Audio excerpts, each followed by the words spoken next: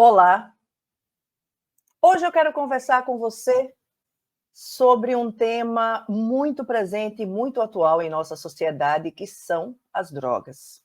Um estudo divulgado em 2019, considerado o mais completo levantamento sobre drogas que tenha sido realizado até agora, aqui no Brasil, mostrou que 3,2% dos brasileiros usaram substâncias ilícitas nos 12 meses anteriores à pesquisa. Isso equivale a 4.900.000 pessoas. Este dado mais que dobra quando vai para o recorte do público jovem. 7,4% dos entrevistados, na faixa etária de 18 a 24 anos, já haviam consumido alguma droga ilegal em 2018. Ainda dentro desse quadro das drogas ilícitas, a mais consumida entre os pesquisados foi a maconha, com 7,7%, e em seguida a cocaína, com 3,1%, mais especificamente a cocaína em pó. Mas o dado que chamou muito a atenção dos pesquisadores foi o uso de uma droga considerada lícita aqui em nosso país. Nós estamos falando do álcool. Mais da metade da população brasileira, na faixa etária de 12 a 65 anos, declarou ter consumido bebida alcoólica alguma vez na vida. Esses dados constam do terceiro levantamento nacional sobre o uso de drogas pela população brasileira, que foi realizado pela Fundação Oswaldo Cruz, a Fiocruz, em parceria com outras instituições. Mas a questão do vício, seja ele de drogas lícitas ou ilícitas, não é apenas um desafio para quem usa, mas também para a família. Como conviver com isso? É o que vamos tentar saber no Papo de Psique de hoje. Para falar sobre este assunto, eu estou recebendo duas psicólogas, a Rossana Hammer e também a Frankleide Diniz, que eu já vou convidar aqui para esse nosso ambiente. Rossana, seja muito bem-vinda. Boa noite, Alexandra. É um prazer estar aqui com você. Frankleide, bem-vinda aqui ao nosso Papo de Psique. Muito obrigada pelo convite e um prazer estar aqui com você. O prazer é todo nosso. Gente, a Rossana Hammer, ela é coordenadora do grupo Família em Foco, psicóloga clínica.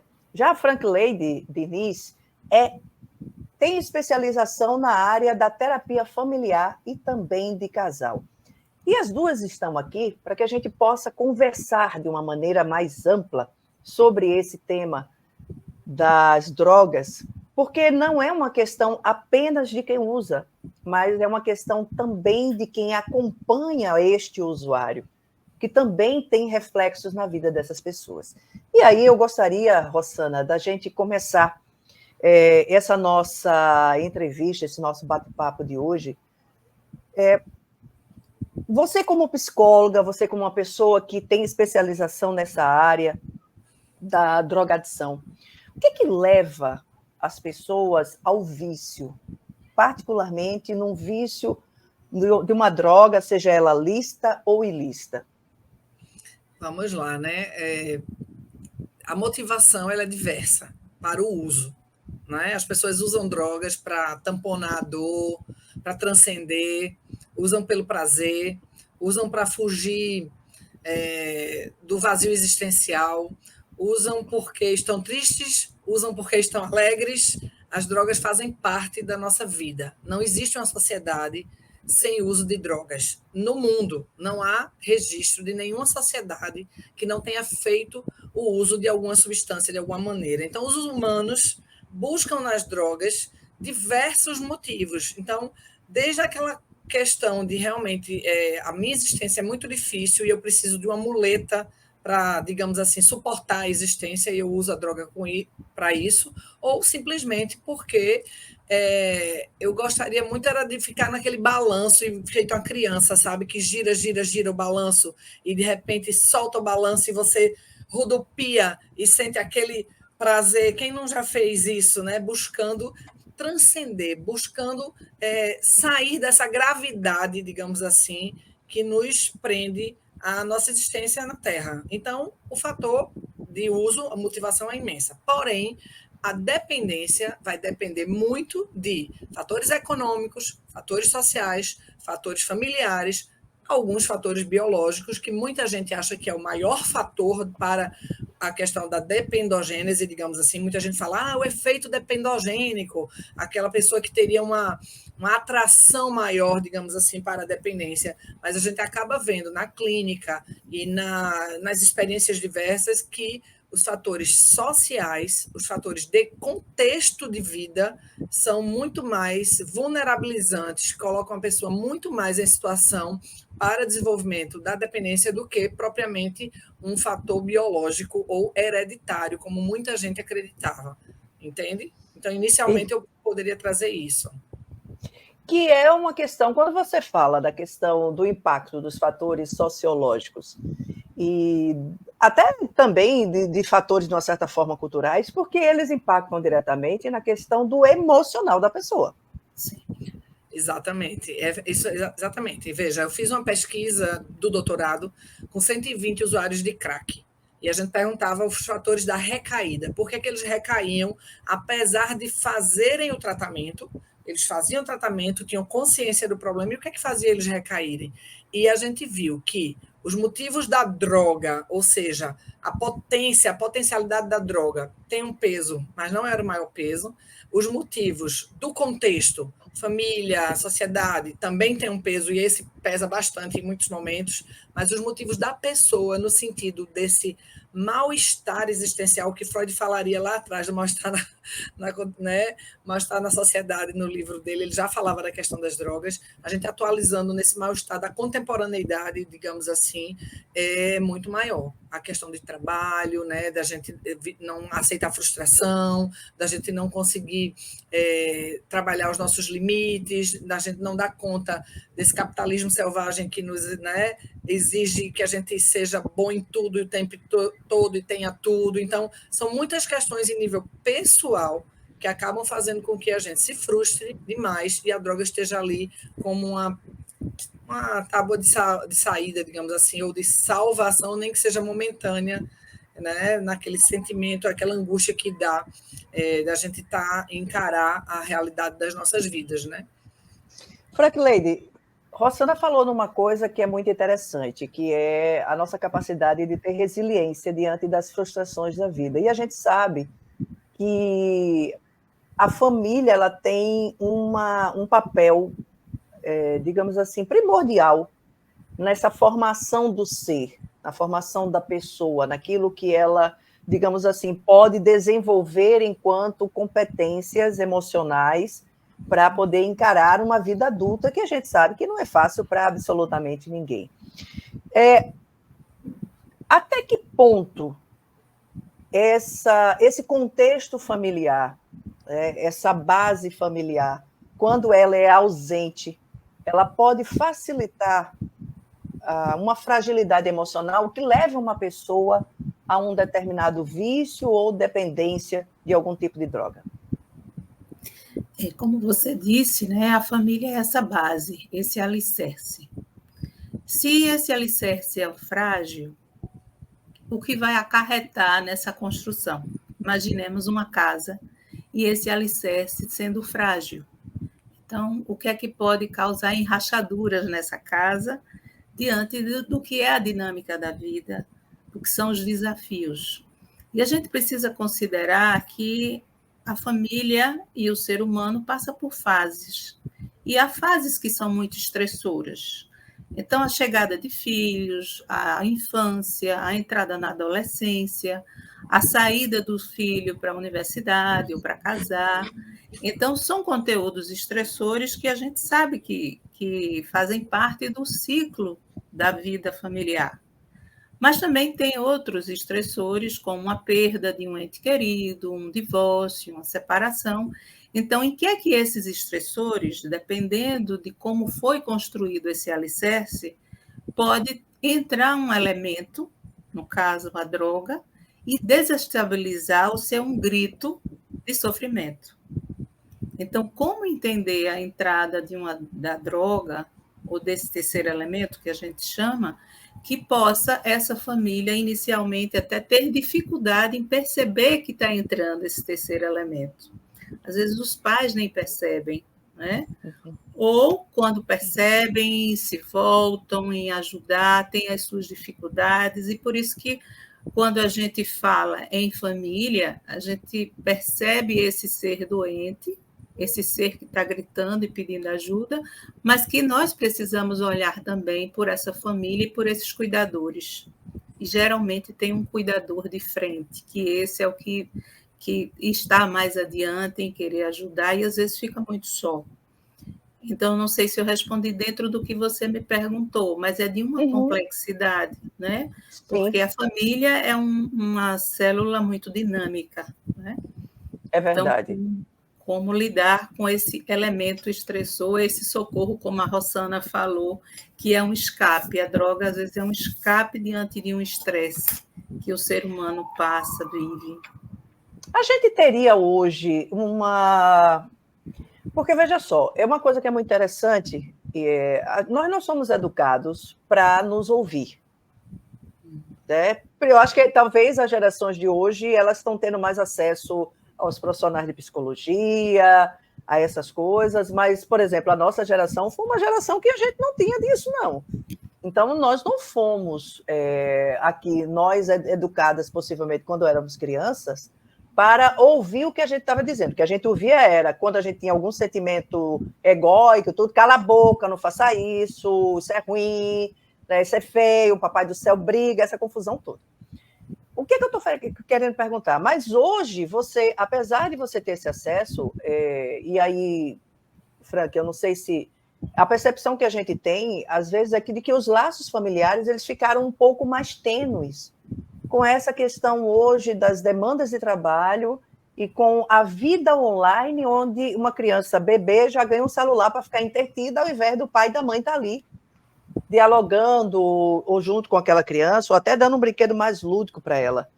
Isso é uma percepção apenas, ou você, como uma profissional dessa área, e particularmente com especialidade nessa área familiar, de fato há hoje uma espécie de fragilidade nesse relacionamento pais e filhos, que dificulta ainda mais perceber sinais de que algo está errado?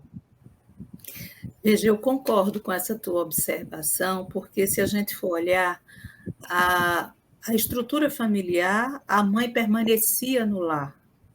A mulher precisou ir para o mercado de trabalho. E como esta dinâmica mudou. Aí a gente vem com o avanço da informação, acesso à internet, esse recurso que nos ajuda, mas que também, se não for bem usado, em que é que ele interfere de forma bastante desfavorável, né?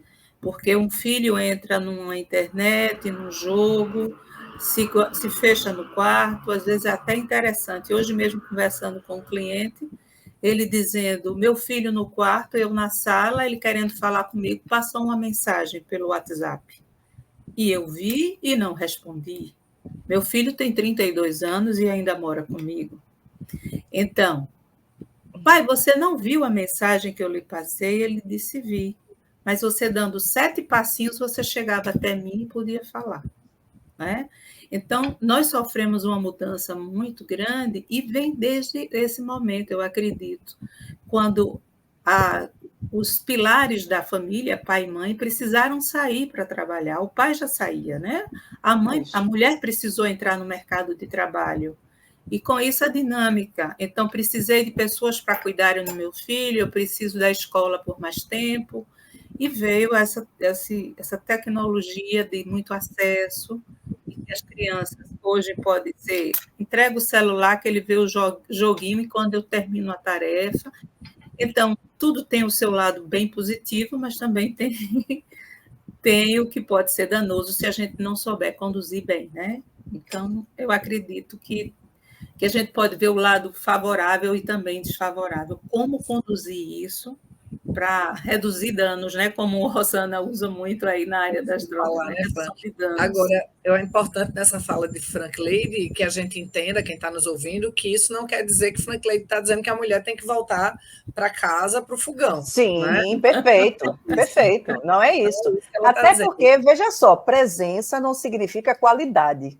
Sim, também. Isso, né? Com certeza. Agora, o que Frank Lady está dizendo é que nessa modernidade, onde a gente precisou não só ir para o campo do trabalho e tal, entraram outros elementos nessa estrutura familiar, e inclusive da escola, né, onde a gente começou a ter atravessamentos de muito estresse realmente. Então, veja, as escolas de antigamente, talvez não todas, mas boa parte, tinham, por exemplo, o SOE, Serviço de Orientação Educacional.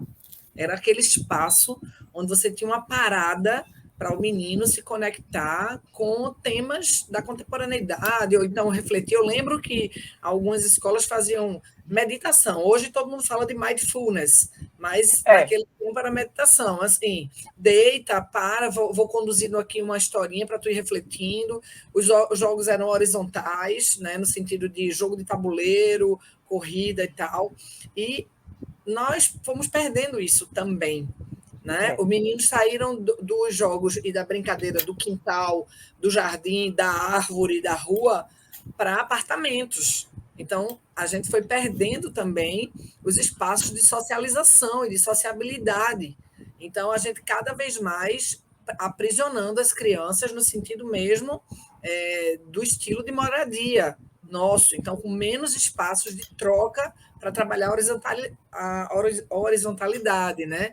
Então, além dessas mudanças no âmbito familiar, o âmbito social também mudou. A gente tem sociedades mais violentas, com menos possibilidade de estarmos na rua socializando e brincando como antes nós fazíamos. Então, todas essas questões foram trazendo um novo jeito de estarmos na vida no mundo. E quando a gente fala, né, Alexandra, você disse assim, no nosso tempo não tinha tal coisa, hoje tem mais acesso a tal coisa, mas no nosso tempo nós tínhamos mais tempo livre, nós tínhamos mais possibilidade de estarmos com os outros, olho no olho. E não só tempo livre, mas nós tínhamos convivências uns com os outros. Com os outros. Né? A coisa acontecia mais naturalmente. A gente gastava energia correndo. Exatamente. Hoje se gasta energia sentada na frente da tela, né? Os meninos a jogar. Né? Tem isso também. A infância é diferente, né? É diferente. Então, eu gosto muito do autor Byung-Chul Chuan, que vai falar da sociedade do cansaço. Hoje, os nossos adolescentes e jovens vivem cansados. Nós vivemos cansados. A nossa hiperconexão o tempo inteiro, e a gente vive sempre cansado, sempre com a sensação de que está devendo alguma coisa, sempre com a sensação de que não cumprimos tudo, que não fizemos tudo. Você bota 20 coisas na agenda para fazer, faz 2, ou faz 10, ou faz as 20, mas ainda acha que falta coisa, enfim. Então, é muita cobrança, e a gente tem que... E aí, voltando para o tema das drogas, né? A gente vive numa sociedade que toma remédio para dormir, porque não consegue relaxar, e toma remédio para acordar, para poder continuar produzindo. Então, todo mundo está se medicalizando de alguma maneira, todo mundo está usando droga de alguma maneira. Então, aí você toma, nem que seja taurina, ou então um bule de café, cafeína, né, Coca-Cola, chocolate, o que for, para estimular. Então, a gente usa drogas estimulantes para a gente poder dar conta do dia a dia, e de noite, mesmo cansados, mesmo a gente não consegue se desconectar, não consegue descansar e tem que tomar um remédio para dormir. Então, a gente vive numa sociedade extremamente medicalizada, e a gente também medicaliza os problemas sociais, justamente porque eu não vivo mais bem com meu colega, com minha turma, com meu professor, mas aí crio comportamentos, né, de estresse e tudo mais. Então, vamos medicalizar esse menino. Ele tem hiperatividade, ele tem... Né, enfim... É o que eu observo. Rosana, essa deixa que você deu agora, ela é muito importante, porque, veja, tudo começa, aparentemente, com uma aparente necessidade.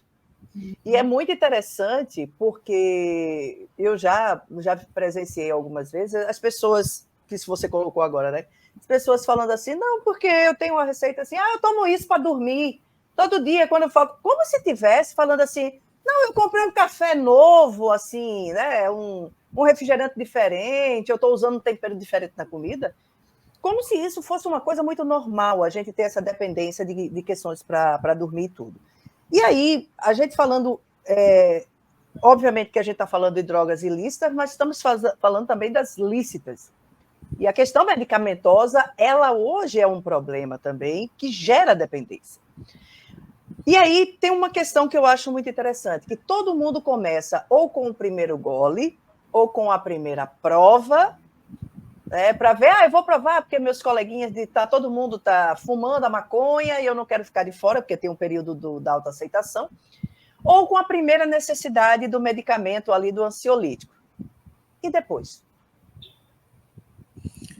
Eu tenho algumas questões que vão, talvez, colocar um pouco o contrário dessa ideia de uma escadinha que a gente vai subindo, usa uma coisa, depois usa outra, depois a outra, e vai chegar lá na heroína, se picando. E não é verdade. Uhum.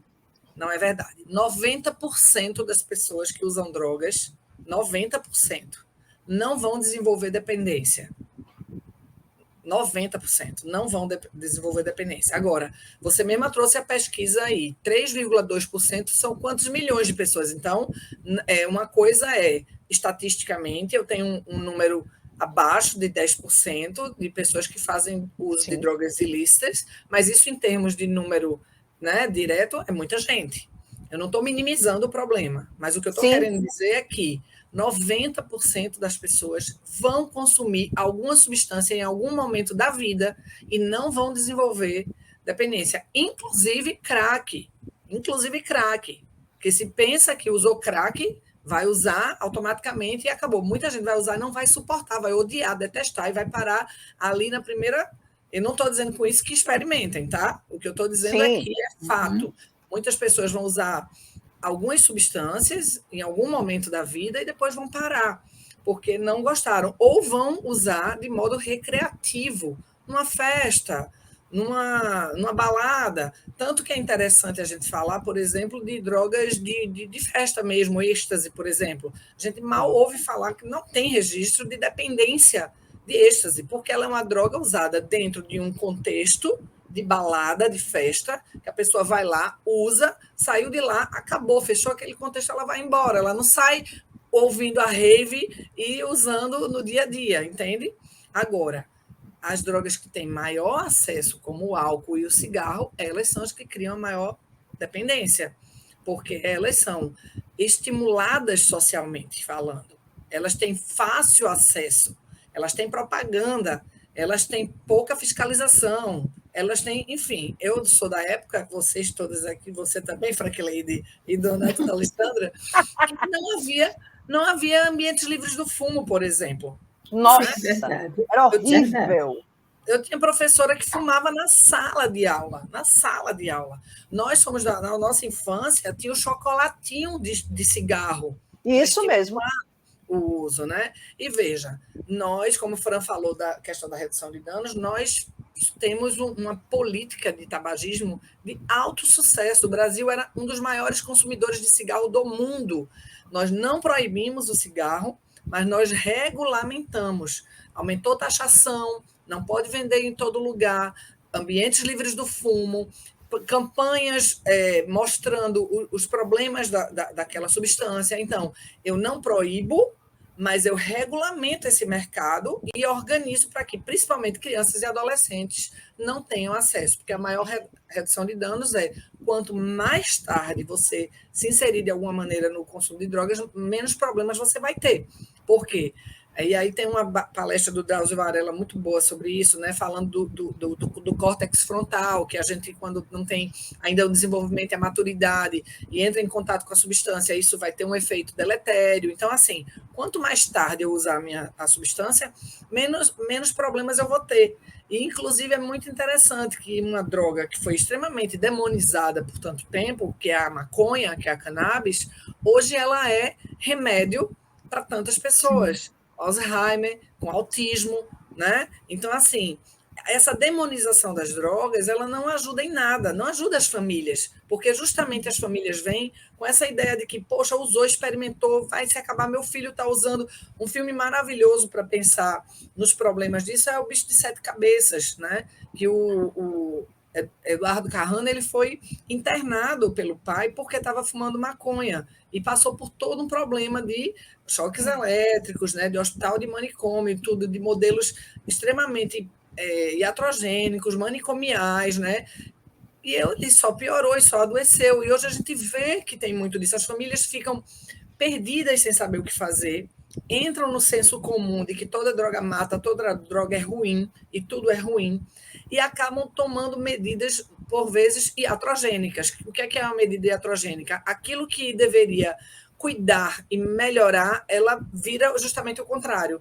A gente causa, às vezes, um trauma ou um processo de rompimento até dessas relações familiares pela forma como que as famílias muitas vezes vão se portar diante da questão da droga, né? Porque é muito medo, é muita dúvida do que fazer, de como fazer, sim.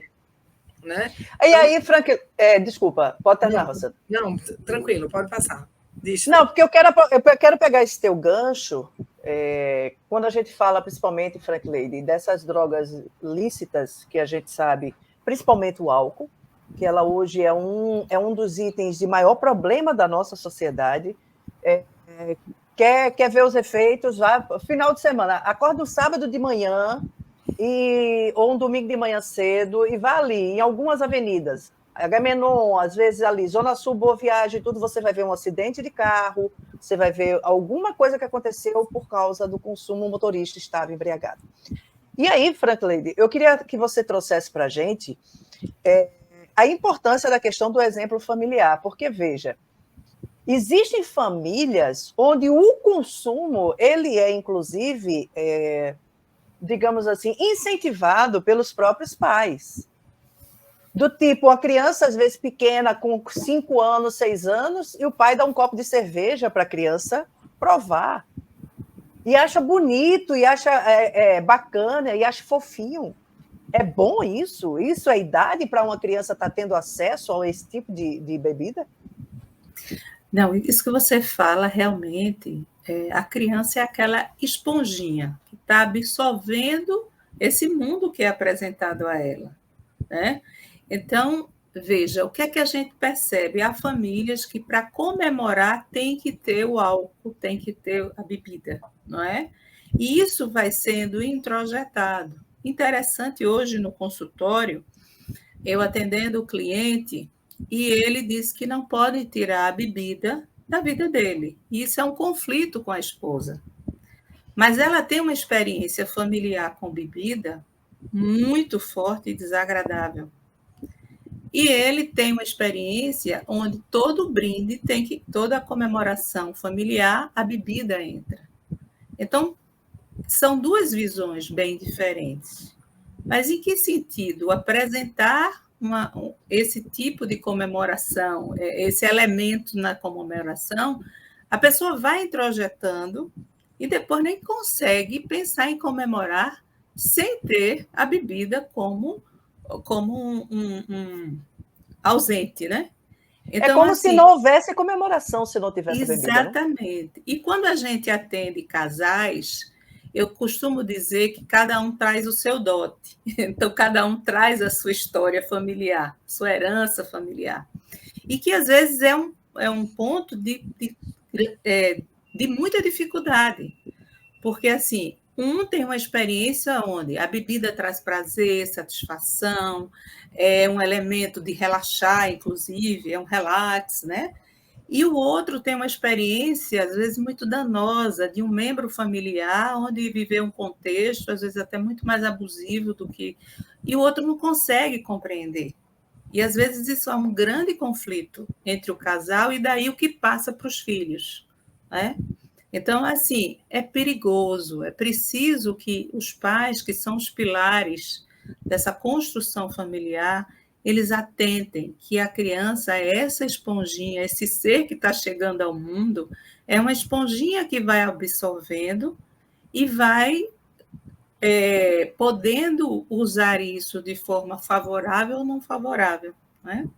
Uhum. E, assim, esse exemplo que eu te trago do casal é porque o que é que eu trago da minha história, o que é que eu tenho de conhecimento, de experiência, de vivência, do que eu desejo passar para os meus filhos, como eu penso, né, no mundo. Então, é muito importante essa questão do que significa realmente a gente trazer o álcool para nosso ambiente familiar. E a gente está falando, teoricamente, de uma droga lícita. E no caso das drogas ilícitas, Frank Lady, por exemplo, a criança que cresce ali vendo a mãe que consome, também ou o pai que ali consome, como a Rosana falou, nem todo mundo vai se tornar um drogado, digamos assim, uma pessoa que tem aquele vício, mas ela pode ser uma pessoa que é consumidora. Só que eu acredito que cada ser humano ele é singular. E a gente nunca sabe onde é que o caldo entorna. Né? Então, pode acontecer, por exemplo, do pai e a mãe não serem viciados, mas o filho, por exemplo, tendo um acesso mais facilitado e ele tendo, e aí depois Rosana vai entrar um pouquinho mais nisso, ele tendo um pouco mais de sensibilidade, ele desenvolver esse tipo de dependência, esse exemplo familiar pode estimular isso? Veja, a gente não deve olhar só no momento atual, ou na história só dessa família. Nós somos uma história de gerações. Então, hoje, essa droga ter entrado, ter aparecido, um membro familiar está fazendo uso, um filho, uma filha, ao atender esse cliente individual, ou atender esse casal ou essa família, a gente, inclusive, tem um instrumento na terapia familiar que a gente chama genograma, onde a gente vai, junto com o cliente, trazer essa história familiar e, às vezes, a gente começa a entender a entrada de um terceiro elemento dessa droga. Tem uma história, tem uma relação geracional. A minha primeira experiência como estagiária na área de família no Hospital das Clínicas, a minha primeira família foi caso de usuário. Então, um pai, a filha, um tio e uma filha. Então, naquela família, tinha de geração terceira, segunda e atual, casos com dependência química. Um que era médico, anestesista, como foi que entrou para ele? O outro, a filha começou a consumir na adolescência. Então, é de uma complexidade e é importante a gente não só se ater ao momento atual, é importante, mas é preciso a gente ver essa história familiar das gerações. O que é que se repete nas gerações? Né? Então, não é só porque o pai usa, provavelmente um dos filhos vai usar, porque aquela droga entrou naquela família. Então, também precisamos considerar o que eu falei anteriormente, no desenvolvimento da família, nas fases que a família passa, que conteúdos estressores tiveram, que dificuldade desses pais atuarem como os pais, na construção dos limites, de orientação, de presença. Então, é de muita complexidade e são importantes esses pontos e outros mais que a gente precisa considerar, né? Então, veja que o que Rosana traz é muito importante, porque tem toda essa estimulação social também, né?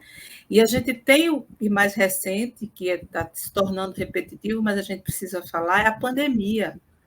Como a pandemia mexeu com questões pessoais, familiares, e que as drogas foram, inclusive, um recurso para lidar com esse momento tão difícil. E o álcool foi um dos elementos que entrou com muita facilidade na dinâmica da família. Né? Isso que você está dizendo é tão sério. Eu tenho pessoas muito próximas que todo dia para dormir tomavam uma dose de vinho, de alguma coisa, para poder relaxar, para poder dormir. Então, assim, E aí, Rosana, essas questões que até naquela pergunta eu estava querendo levar, que assim, a gente começa, é por causa da pandemia, eu estou precisando relaxar, vou tomar uma dose de uísque, eu vou tomar uma dose de vinho, eu vou tomar uma latinha da cerveja, e no dia seguinte, quando a gente vê, a gente entrou num automatismo daquele uso, aquilo passou a fazer parte de tal forma que eu não consigo largar. E aí se diz que essa questão dessa dependência ela é um adoecimento.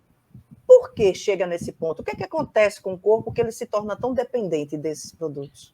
Veja, a gente poderia trazer aqui um médico clínico, um biólogo para falar das questões das células e como esse processo todo acontece. Eu não sou muito boa nessas explicações.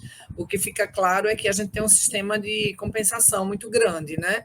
E aí a gente tenta compensar, e aí também a gente desenvolve tolerância. Veja, é diferente do hábito do vício, certo? Eu tenho o hábito de tomar todos os dias, depois do meu almoço, eu lembro de um tio meu que dizia assim, é o meu, como é que, esqueci, era um licorzinho. Sim, um licor. Ele usava um termo, como se fosse para fazer a digestão, alguma coisa assim. Digestivo. Digestivo. É o meu digestivo. Então, ele nunca teve nenhum problema por tomar todos os dias o digestivo dele. Ele tinha um hábito de tomar todos os dias o digestivo dele. Se ele parasse de tomar aquele digestivo por alguma ordem médica ou alguma coisa, ele não teria uma síndrome de abstinência por conta daquilo. Aquilo estava dentro de um hábito, tanto o padrão, a quantidade, como algo introduzido ali. É diferente de uma dependência psicológica que muita gente desenvolve. Eu não acordo sem tomar café. Se eu não tomar café, eu passo o dia tonta, com dor de cabeça e tal. Porque você já tem uma dependência psicológica. Não é tanto bioquímica. Você criou um hábito e, por esse hábito, você associa que você só vai despertar se você tiver aquilo, tomando aquilo ali. Porque nós fazemos isso, né? Se eu não escovar meus dentes 3 vezes ao dia, se eu não fizer tal coisa 3 vezes ao dia, enfim, a gente vai criando formas da gente, as nossas manias, digamos assim, nossos pequenos vícios, digamos assim, mas isso não chega a ser uma dependência. Para a gente ter uma dependência, a gente tem lá que preencher de 2 a 3 critérios lá que a OMS coloca como critérios, requisitos para a dependência. Então, por exemplo, se eu não tenho mais nenhum prazer, só tenho prazer com aquela substância. Se eu não consigo fazer atividades da vida diária sem o efeito da substância, eu tenho que beber. Se para eu sentir o prazer que eu sentia, eu tenho que aumentar a dose, porque a dose que eu tomava já não é suficiente, então já estou desenvolvendo a tolerância, então já é um outro, né? Se eu não consigo mais trabalhar e ter interesse por nada, só pela droga, se eu perdi amizades e convívio com as pessoas, né? Então, assim, tem lá hoje 14, não vou saber dizer todos agora, são 14 tópicos que a gente questiona, avalia para fazer uma avaliação se a pessoa tem dependência ou não. Ela tem que preencher ali de 2 a 3 daqueles requisitos, mas a pessoa que, pelo fato de usar uma substância todos os dias, mas ela mantém a casa dela, ela trabalha normalmente, ela mantém seus amigos, isso não é uma dependência química, isso é um hábito, né? Pode ser até considerado um mau hábito, digamos assim, talvez, mas é um hábito, né? Porque ela não tem perdas significativas da vida dela, ela consegue manter a estrutura dela normalmente, entende? Então, assim, é interessante isso que ele estava falando, dos padrões de repetição familiares, porque isso é diferente da ideia de hereditariedade no sentido biológico, certo? Porque as questões transgeracionais que a gente vê, os modelos que se passam, eles são passados, por exemplo, há estudos sobre pessoas que são filhos da ditadura, digamos assim, nunca sofreram uma tortura física, mas quando fala daquilo, quando vê aquilo, sente como se tivesse vivenciado aquilo. Ela carrega algo que alguém da família, algum membro passou e aquilo ali foi introjetado de alguma maneira, mas ela não viveu no corpo dela aquilo ali, mas ela Sim. carrega aquele trauma, ela carrega aquela memória. Então, as memórias transgeracionais, elas são passadas de outra maneira e não necessariamente por uma questão biológica. Eu sempre boto esse ponto porque há uma coisa muito forte de que toda a questão da dependência química tem muito a ver com a hereditariedade, ponto. E hoje até o câncer, gente, quando a gente vai ver estudar o câncer, 5%, 6% é uma questão de hereditariedade, o restante tem mais a ver com estilo de vida, alimentação, com outras questões, muito mais do que propriamente a questão biológica. Com a questão da droga é muito isso também, né? O contexto de vida, como eu lido diretamente com as minhas frustrações, com as minhas perdas, com os meus traumas, tem muito mais peso do que necessariamente uma herança, né? E aí, por exemplo, o que Fran estava trazendo, um casal né, que use substância em casa, é interessante, porque filho, às vezes, vai fazer justamente o contrário do que os pais pregam, né? Ou fazem. Então, justamente porque meu pai e minha mãe fumam maconha dentro de casa, eu vou ser o careta, o chato da casa. Da casa, vou reclamar porque meus pais usam, né? Então, é muito... como é que isso lógico que a gente... Estatisticamente falando, os maus exemplos, digamos assim, de uso de substância em casa, eles são mais recorrentes para a má imitação, a má repetição. Então, a gente sabe que, estatisticamente falando, pessoas que têm o consumo de drogas dentro de casa podem acabar influenciando os seus filhos para também usarem. Mas a gente também precisa ver e aprender com aqueles que não fazem, que vão fazer justamente o contrário do que é esperado, porque é muito comum também, principalmente na fase da adolescência, a gente querer romper com o padrão do que os nossos pais fazem ou faziam, né? É verdade. Rossana, você citou vários, digamos assim, exemplos ou várias situações em que, segundo a OMS, a pessoa já tem que ficar aí ligado. Antes de eu passar para Frank Lady, eu queria só te fazer uma pergunta.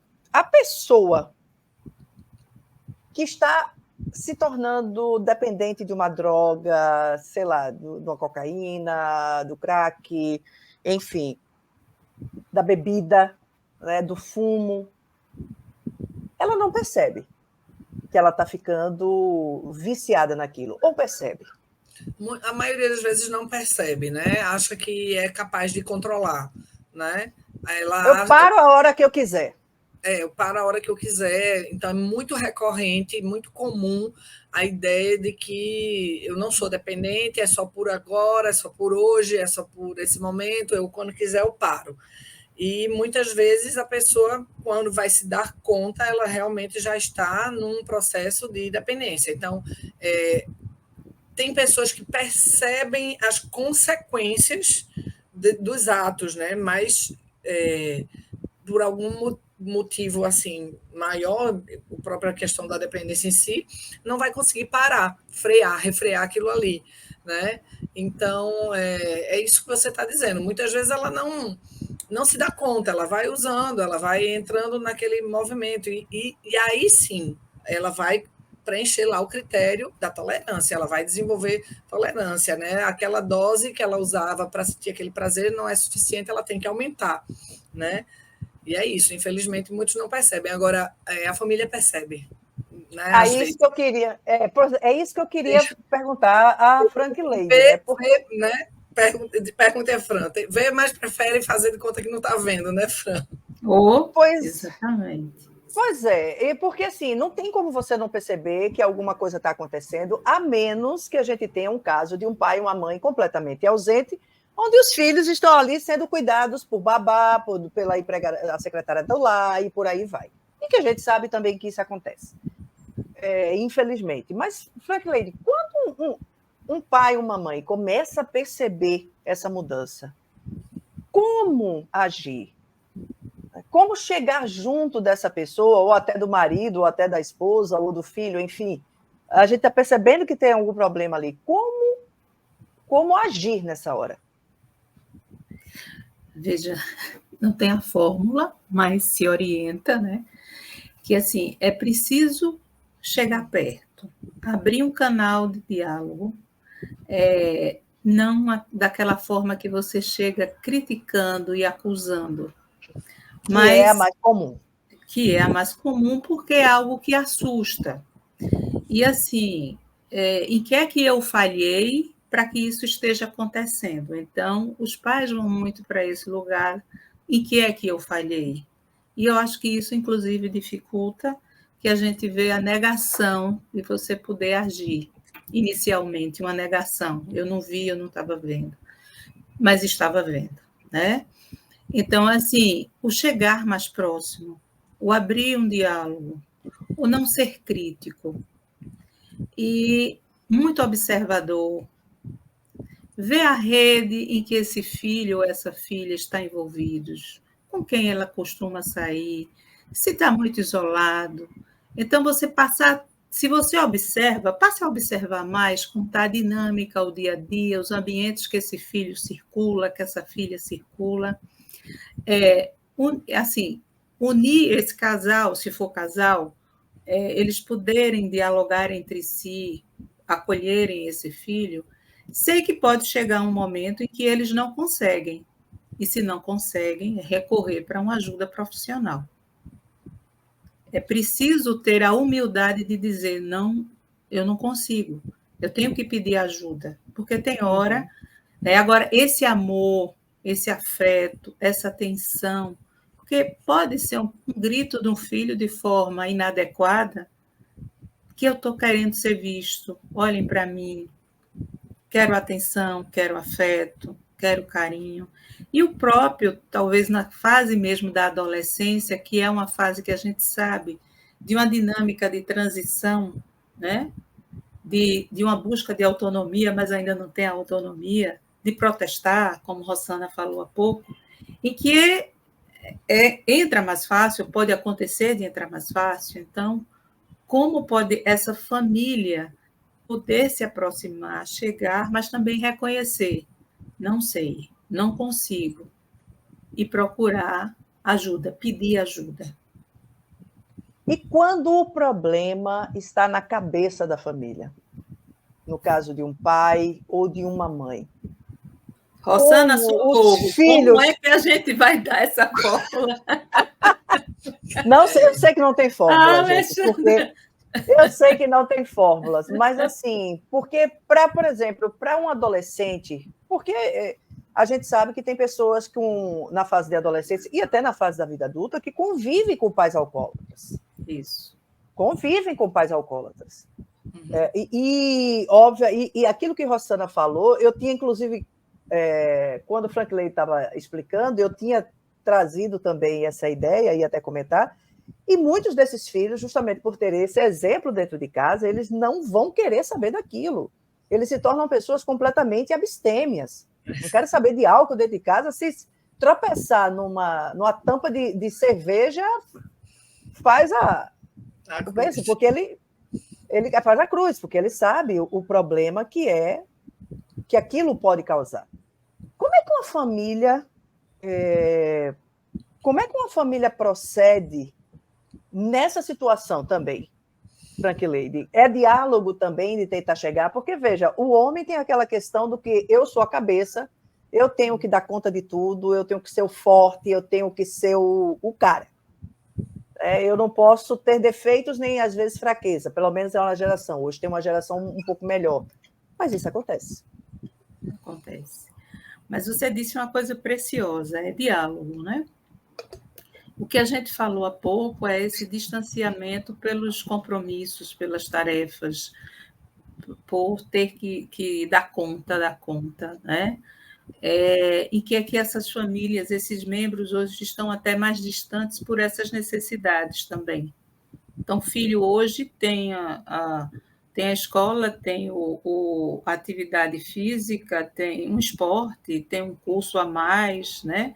Tem um horário mais extenso na escola, os pais com muitas atividades. Então, em que é que não só isso, mas o que é que também está provocando esse distanciamento entre os membros da família? Tem as próprias dificuldades desse pai ou essa mãe, ser pai e ser mãe, pelas suas dificuldades, por estresse financeiro, né? pelas suas próprias histórias pessoais, de que núcleo familiar ele veio. Então, como atuar com os seus limites, com o seu acompanhamento, com a expressão afetiva. Então, é uma gama de fatores que podem contribuir para que esses pais tenham uma certa fragilidade em lidar com esse elemento que entra na família, né? Que possa favorecer esse filho aceitar provar, experimentar, se sentir incluído no grupo, se ele é para ser aceito no grupo, para ter um grupo dele, que adolescente é muito de grupo. Então, para ser aceito no grupo, né? Ou ele se sente aquém, e aí é uma forma dele ser aceito. Então, tudo isso são fatores que contribuem, não só assim, a gente poder olhar que pai e mãe falhou, mas o que é também da fragilidade da fase desse filho, que ele também busca fora de casa um suporte. E aí, pode ser. Quer complementar, Rosana? Queria falar de um caso que me lembrei, né, na época que eu trabalhava num CAPS da rede do Recife, né, o CAPS de álcool e outras drogas, Eulambio Cordeiro, e a gente tinha um caso que o menino levava o pai para o tratamento, né? O menino tinha 10 anos de idade. 10 anos de idade. E o pai era alcoolista. E várias vezes o menino quem chegava no CAPS levando o pai, se arrastando e levando, né? Então era essa inversão. E às vezes a gente vê, né, na clínica a inversão do papel, no sentido dos filhos cuidando dos pais, não necessariamente só da questão da bebida, da dependência química, mas outras questões onde o filho quem bota o norte, né, digamos assim, dá o foco para a vida, né, daqueles pais, assim. Então, não é o mais comum, né, mas a gente vai ter casos, sim, e vai ter muitas vezes idosos, né, alcoolistas que já estão com a questão da bebida anos. Muito comum o desenvolvimento de alcoolismo após a aposentadoria, por exemplo, né? Vivia a vida, tomava suas cachaças de final de semana, era abusivo no final de semana, mas voltava na segunda-feira, estava lá no batente, trabalhando, porque tinha que cuidar da família e tal. Quando se aposenta, perde essa identidade, né, do não sou mais o profissional e tal, e entra numa coisa de que vou fazer o quê da minha vida agora que eu pendurei as chuteiras, perdendo muitas vezes, inclusive, o papel de cuidador dessa família. E aí, sim, o alcoolismo muitas vezes presente. E aí, os familiares mais jovens vão ter que cuidar desse idoso que começa a desenvolver, né, que está ali com a questão. E aí é bem difícil, porque o que vem é a questão da depressão, né, como fator que faz a pessoa usar a substância, né? A gente tem que lembrar que, assim, a droga, ela sempre é a pontinha do iceberg. É o que a gente está vendo. Ela é o sintoma, é aquilo que a gente vê e que as drogas. Mas dali, dessa pontinha do iceberg para baixo, está lá tudo que a gente não vê, que é o que é a pessoa, né? Então, todas as suas idiosincrasias, todas as seus mal-estares, todas as suas revoltas, suas perdas, seus traumas, está tudo ali. Então, se isso não for trabalhado, isso pode, né, favorecer um processo, e é muito comum, nos casos de pessoas com dependência química mais velhos, a questão da depressão, né? Você tirou, às vezes, algo importante, alguma perda, né? Alguém que perdeu um grande amor, um filho, alguma coisa, e aí vai levando lapada, digamos assim, na vida toda. E quando chega na terceira idade, não aguenta mais. Levou a vida como pôde, mas já não aguenta mais e vai buscar a válvula de escape no uso de droga. Tem um texto da Lancet, né, que é uma revista que vai falar justamente da questão do desenvolvimento da depressão, não por questões também que se apregou muito, hereditariedade, endógenas e tal, mas, na verdade, exógenas. As porradas que a vida deu, aquilo que tu levou, foi levando, e você não vai trabalhando aquilo, não vai encarando aquilo de uma forma, né, mais positiva e vai somando, somando até um dia chegar lá. E aí, quando chega realmente lá, para suportar, a droga entra como uma luva, né? A droga cai como uma luva. Para eu poder suportar essa existência, eu vou ficar sob efeito, porque aí pelo menos eu entorpeço minha mente, minha cabeça e dou conta dessa existência sob efeito de substância, né? Durante algum momento eu saio da minha realidade. E aí, uma pergunta, Rossana, o tratamento hoje para uma pessoa que está hoje no vício, seja numa dependência ilícita, seja lá um crack, uma cocaína e por aí vai, qual é o tratamento hoje? Como é que ele é feito? Como é que está essa questão hoje desse nível de tratamento? Porque eu já vi casos perto, às vezes, das pessoas procurando um local, por exemplo, para abrigar uma pessoa com problemas de alcoolismo e muitas vezes não consegue achar.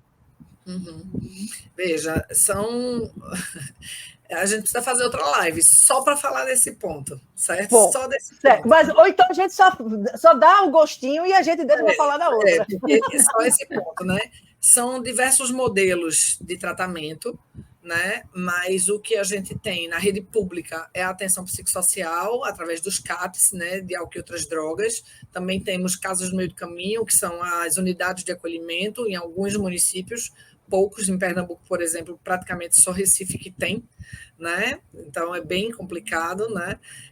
A gente tem atuação na rua, com consultório na rua, para fazer atuação diretamente em cenas de uso, né? Então, o programa Atitude também, com pessoas de vulnerabilidade social, população em situação de rua, mas esses são modelos no âmbito público, né? Que tem as suas restrições de horário, de tempo, de número de pessoas para atender, equipes, infelizmente, muito sucateadas em muitos momentos, né? Porque aí é uma discussão ampla da questão da política em relação a esses modelos. E nós temos aí um largo apelo onde a população, eu digo infelizmente, porque é infelizmente mesmo, acaba encontrando possibilidade de ter acesso, que são as comunidades terapêuticas, em sua maioria, 90% religiosas. Então, a metodologia é largue a droga e se entregue a Jesus. A pessoa deixa de usar a droga, mas precisa se converter.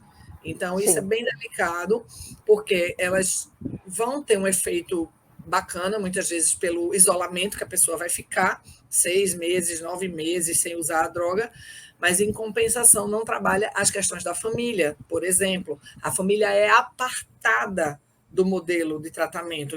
A família só vai ver a pessoa, às vezes, depois de 3 meses que a pessoa está internada, né? Então, e não faz sentido, porque quando aquela pessoa sair do tratamento, ela vai voltar justamente para a família. E as questões que muitas vezes levaram ela a usar a droga de forma abusiva, prejudicial, foi justamente a família. Então, se você não trabalha com essa família, essa pessoa vai voltar do tratamento e os problemas vão continuar, porque aquilo que motivou está ali, a família não foi trabalhada. Então, é um problema sério esses modelos de tratamento, porque eles ignoram que o sujeito não é sozinho. Apesar, a gente fala muito da individualidade, a gente gosta mais de falar da singularidade, porque o indivíduo, a pessoa não é sozinha, mas ela tem uma singularidade dentro de um contexto familiar. Então, Perfeito. você precisa trabalhar com essa família.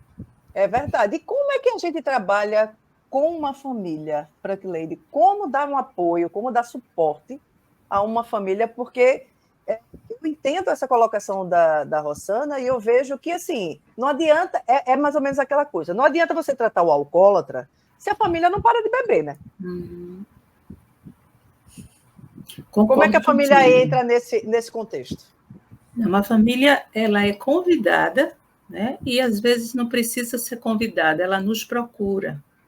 Porque hoje a terapia familiar ela já tem uma busca, né, natural. Então, hoje a terapia de família em Pernambuco ela já tem uma visibilidade.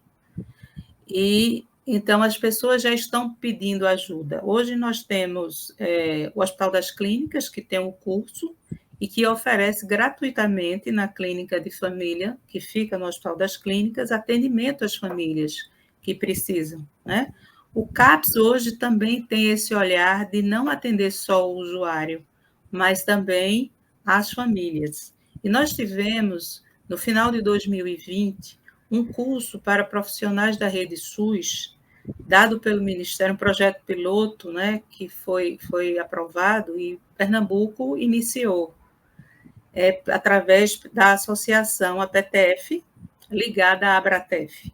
E nós tivemos, acho que em torno de 25 a 30 profissionais que trabalham em CAPS, que se inscreveram, e nós apresentamos esse trabalho de família. Eles não são terapeutas de família, mas tiveram essa vivência de entrar nesse universo de família, e foi um trabalho muito legal, porque eles conseguiram olhar a importância da família, alguns já vivenciavam isso, aprenderam a valorizar e abrir esse espaço à família.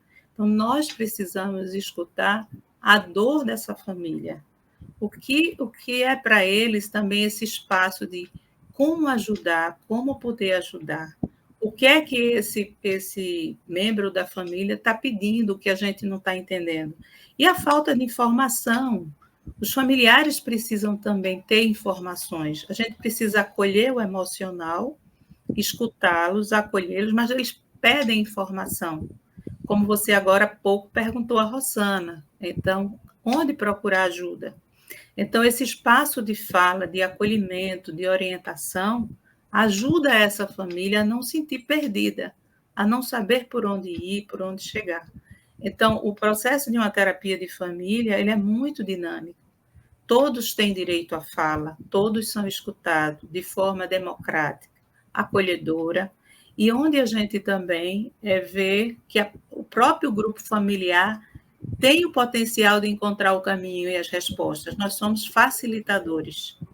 E tirar aquele, vamos dizer, o paciente, que a gente chama o paciente identificado, porque é a pessoa que está em evidência, que a gente possa também tirá-lo desse lugar, porque senão ele passa a ser o problema, e ele não é o problema, ele está revelando uma dinâmica familiar que não está saudável.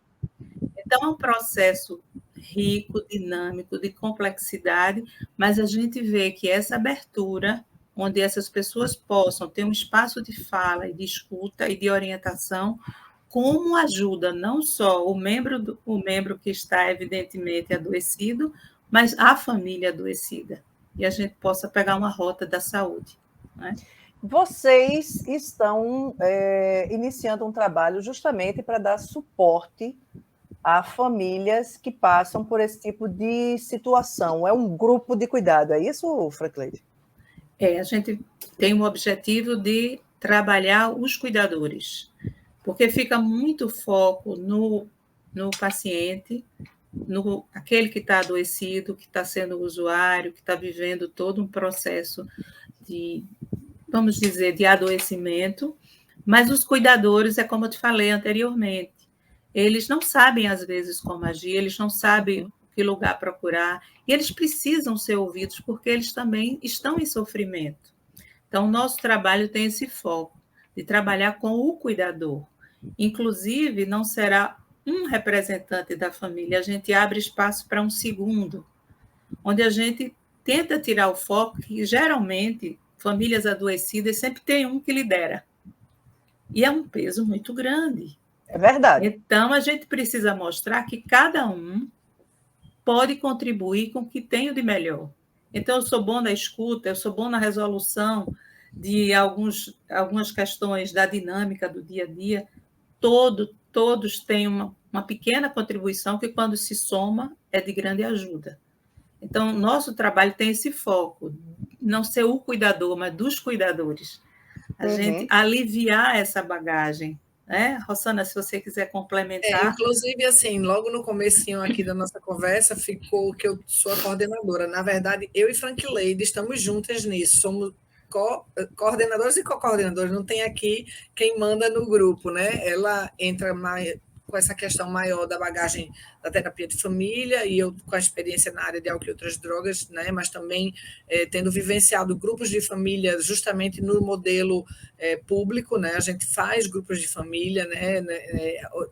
Nos CAPs, né? Nesses espaços, mas a gente sente uma falta muito grande na sociedade, na comunidade como um todo, né? Se a gente parar para pensar em Recife, né, ou Pernambuco, de familiares quererem ir para o espaço, para serem orientados, para terem um momento de troca e não ter esse lugar. E por vezes, ele não está... Ele tem vergonha de ir para o serviço de saúde, tem vergonha de se expor, né, nesses lugares. Então, a gente poder ter um lugar onde o sigilo e o contrato de grupo vai ser feito e onde as pessoas vão ter no modelo de ajuda mútua. Não é o grupo de autoajuda, tá? É diferente de uma tá? Mas de ajuda mútua, no modelo mais de troca, onde os membros vão se identificar com o problema do outro, vão ver que não é só ele que passa por aquilo ali. Então, a gente vai poder ir manejando essas situações que os familiares vão vivenciando, né? E, como Frank Lady bem disse, encontrando as rotas de saúde, de saída para aquele problema, né? E muitas vezes, assim, diminuindo as culpas que a família carrega também.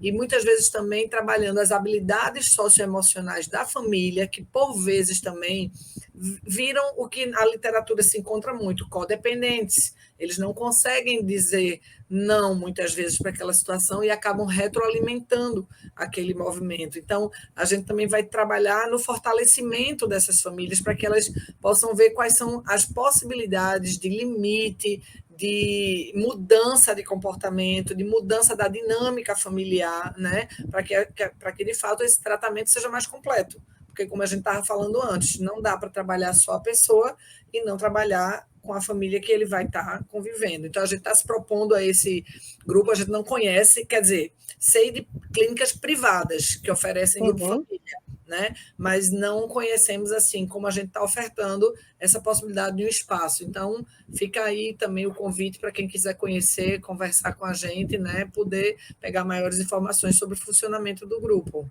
É o grupo de cuidado para familiares de pessoas que usam drogas. Ele vai funcionar quinzenalmente, é isso, Franklin?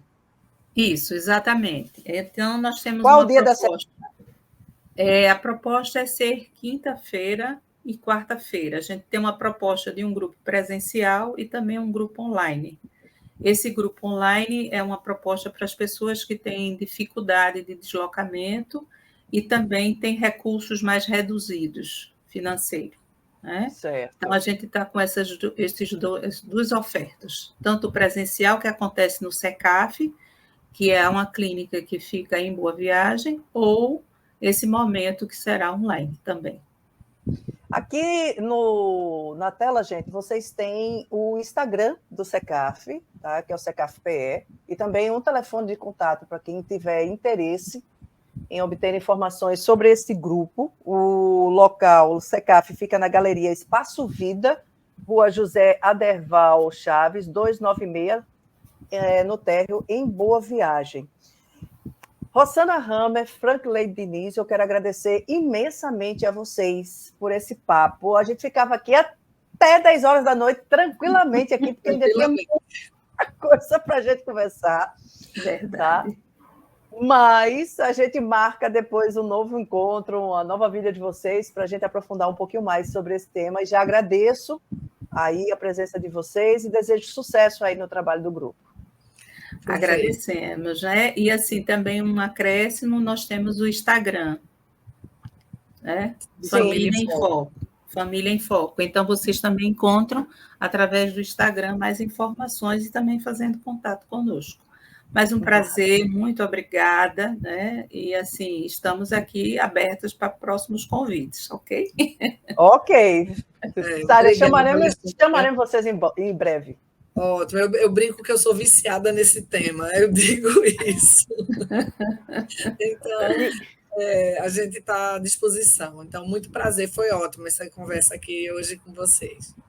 E bom demais lhe reencontrar, viu, dona Rosana? Também, Alexandra, vamos bailar por aí. Vamos embora, vamos embora. Gente, muito obrigada aqui às meninas. Eu quero também agradecer a você que esteve aqui conosco até agora e dizer que Papo de Psique, a gente volta na próxima terça-feira. Não esquece, se você gostou desse conteúdo, não deixa de curtir. E se você conhece alguém que precisa desse conteúdo, compartilha. leva essa informação para outras pessoas que podem se beneficiar dela, tá bom? Um beijo no coração e a gente se encontra na próxima terça-feira aqui em mais um Papo de Psique. Tchau, tchau.